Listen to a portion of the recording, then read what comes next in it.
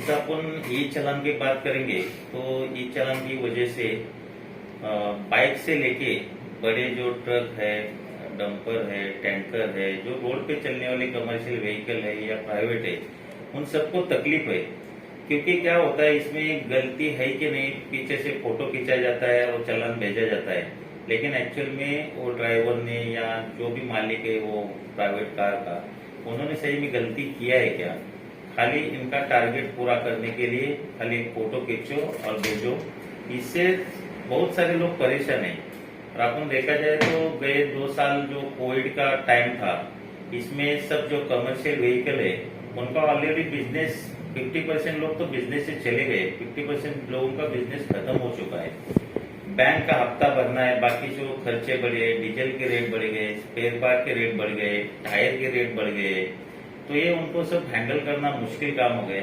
इसमें ई चालान का 10-10 हजार 20 हजार रुपए पर व्हीकल के ऊपर फाइन आ रहा है। तो इसके खिलाफ हमने पहले भी गवर्नमेंट को लेटर लिखा है, 1-2 बार उसमें कुछ रिप्लाई भी नहीं आया, लेकिन उसके बाद हमने अभी लेटर लिखा और जो स्वाक्षरी मुहिम चलाई, जो पब्लिक का क्या रिस्पांस है, पब्लिक को सही में तकलीफ है कि नहीं, वो हमें उस सिग्नेचर कैंपेन के हिसाब से वो गवर्नमेंट को हमने भेज दिया है। अभी अपन देखा जाए तो ये अपना उत्तर प्रदेश सरकार ने जो ई चालान के पूरे फाइन थे गए 4-5 साल के, वो पूरे 5 साल के फाइन माफ कर दिया लोगों के लिए, और उन्होंने लोगों के लिए राहत का काम कर दिया। वैसा ही काम कर्नाटक सरकार में देखा जाए तो 50% फाइन उधर भी माफ किया गया। तो महाराष्ट्र सरकार तो इकोनॉमिकली इतना मजबूत है, तो अपने लोगों के लिए राहत देने का काम महाराष्ट्र गवर्नमेंट से होना चाहिए। ये महाराष्ट्र नवनिर्माण सेना की मांग है।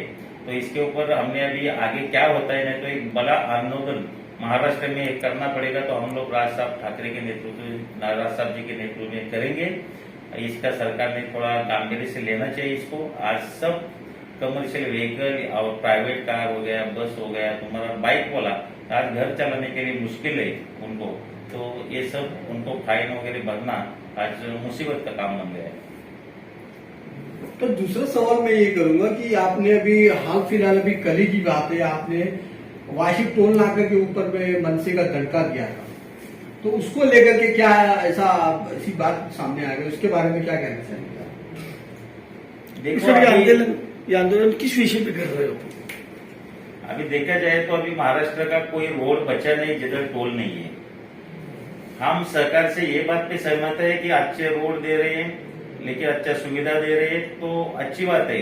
लेकिन उसके ऊपर टोल के जरिए जो पैसा लोगों के पास लिया जा रहा है वो भी ठीक है, लेकिन जो पैसे के बदौलत आपको जो सुविधा देना चाहिए, जो पब्लिक का अधिकार है, जैसा उधर टोइंग वाहन होना चाहिए, उधर एम्बुलेंस होना चाहिए, उधर पार्किंग की व्यवस्था होना चाहिए।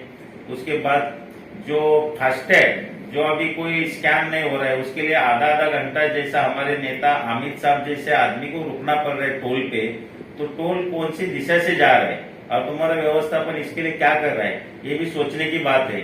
जो पब्लिक के लिए जो एग्रीमेंट में इन्होंने लिखा है कि पब्लिक के लिए ये सुविधा टोल पे वो रोड पे होना चाहिए, तो वो मांग के लिए हमने कल पत्र व्यवहार किया है।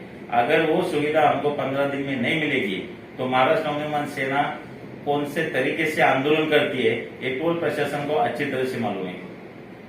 चेंबूर विधानसभा के अंदर बहुत से सांस्कृतिक कार्यक्रम वगैरह आपके नेतृत्व में किए जा रहे हैं। अभी हाल फिलहाल अगर देखा जाए तो हाई स्कूल और इंटर के बच्चों का गुण गौरव सम्मान किया था आपने, उसको लेके क्या कहना चाहेंगे? जो बच्चे होनहार और क्या बुद्धिजीवी बच्चे, उनको आगे बढ़ाने का काम कर रहे हैं मन से। बच्चे लोग का अपने गुण गौरव समारंभ जो किया अभी, इसमें खास बात ये थी कि हमने कोई परसेंटेज तय नहीं किया था। जो बच्चा 10वीं 12वीं में पास हुआ है उन सब लोग को हमने बुलाया था और एक अच्छा रिस्पॉन्स भी मिला। क्योंकि हम लोग जो 10वीं में या 12वीं में जिसको कम परसेंटेज मिला है, उनका सत्कार नहीं करना या उनका भविष्य क्या होगा यह हम तय नहीं कर सकते।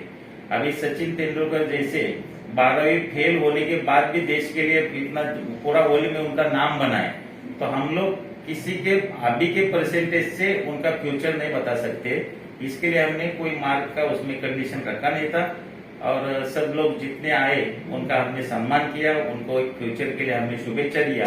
और जैसे कोई गरीब बच्चे है क्या है, वो होशियार है, अबाव 90 उनके मार्क आते हैं और उनको कोई अपना घर की परिस्थिति की वजह से कोई तकलीफ है तो महाराष्ट्र नवनिर्माण सेना उनके पीछे खड़े रहने के लिए तैयार है और वो एक प्रोग्राम अच्छे तरीके से हो गया। मन से होनहार विद्यार्थियों के लिए, बुद्धिजीवी विद्यार्थियों के लिए क्या सिविल सर्विस, यूपीएससी जैसे उपक्रमों के लिए उनके सहयोग के लिए सड़कों पे उतरेगी, उनके लिए सहायता मतलब कोचिंग वगैरह की व्यवस्था हो सकती है? देखा जाए आपको पता होगा कि ऑलरेडी यहाँ से 2 यूपीएससी रैंकर टॉपर आ चुकी है। देखा जाए तो अपने महाराष्ट्र में भी एमपीएससी में यूपीएससी में सिलेक्शन होने का परसेंटेज थोड़ा बढ़ गया है।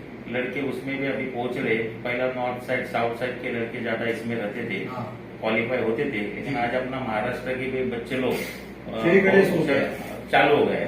तो बड़ी बात हम लोग को जो भी राजनीतिक दल है, खाली मन से करके नहीं बोल रहा हूँ मैं, जो भी राजनीतिक दल है, राजनीतिक नेता है, आमदार हुए, खासदार हुए, मिनिस्टर हुए, अपने अपने एरिया में ये बच्चों लोग के लिए एक लाइब्रेरी और उनको जो स्टडी करने की सुविधा हमने दे दिया तो उन लोग को बच्चे को और भी आगे ज्यादा करके बच्चे एमपीएससी यूपीएससी में सक्सेस हो सकते हैं।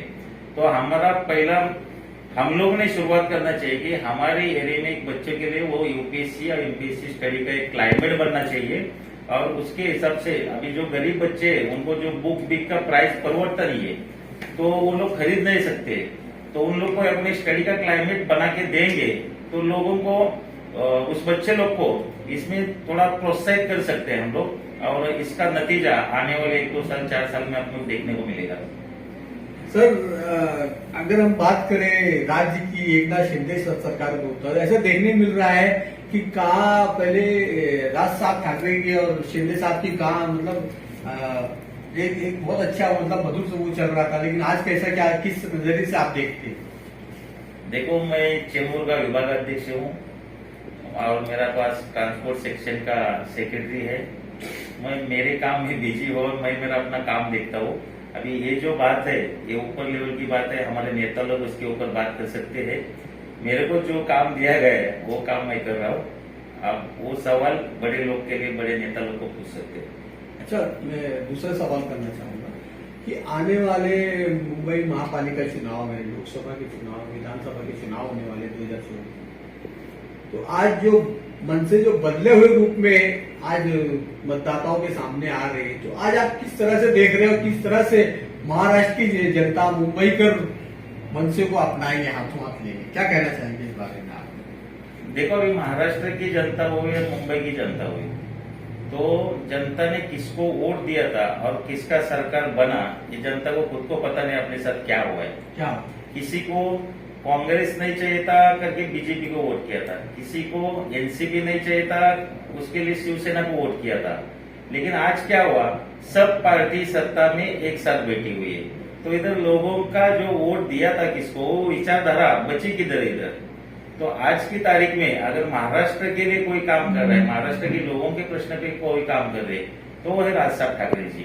क्योंकि आज जितने भी विषय आपके पास है, जो व्यापारी लोग के होने दो, अपना स्टूडेंट्स लोग के होने दो, किसान के होने दो, अब कई ऐसे सब्जेक्ट है जो राज साहब के पास गए और उन्होंने तुरंत उसका आंसर दे दिया है।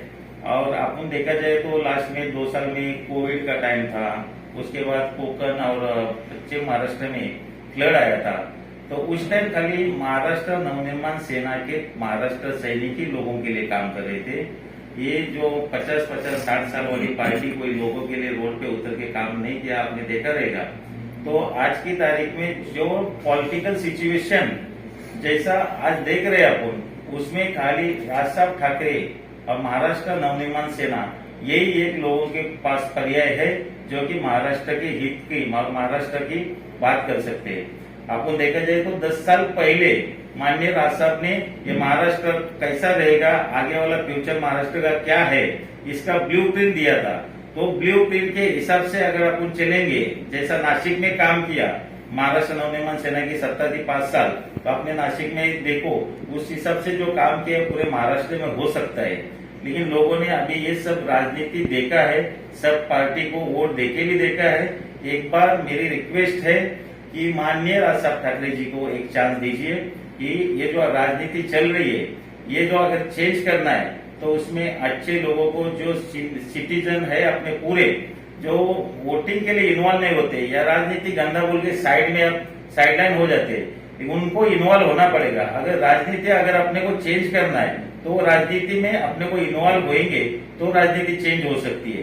तो इस टाइम महाराष्ट्र नवनिर्माण सेना को एक अच्छा क्लाइमेट है और राज साहब किस तरह से, अमित साहब ठाकरे किस तरह से काम कर रहे, ये सारा महाराष्ट्र देख रहे हैं।